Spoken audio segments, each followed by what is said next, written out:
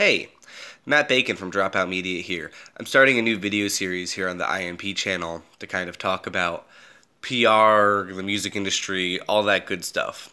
And so today I wanted to kick it off by talking about the beauty of the IMP model and the importance of PR in your band's life.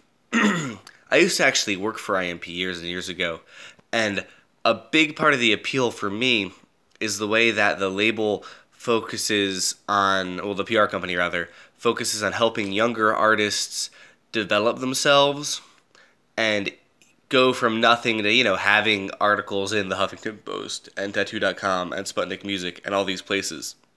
And ultimately, this starts to create a basis of success for your band, if that makes sense, right? So instead of just being some random band who no one cares about, you're able to kind of concretely point and say, look, Eileen Shapiro from Huffington Post said this about me. And that, as someone who manages bands and who books shows and does all that stuff, that can't be underestimated. That is essential if you want to grow your brand into something that people actually care about, right? Because if you've got no sort of press about you and people Google you and all they find is social media links and those social media links don't have a ton of traction, I don't know, man. You're kind of out before you start, unfortunately.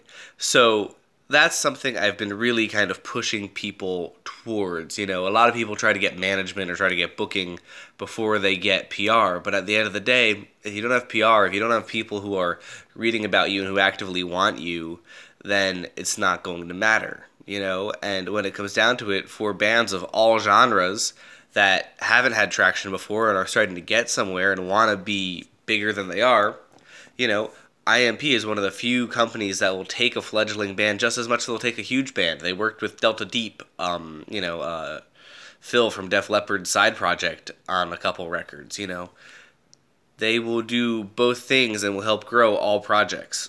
And ultimately, if you're not helping to grow your band via investment, nobody writes about bands because they want to write about bands.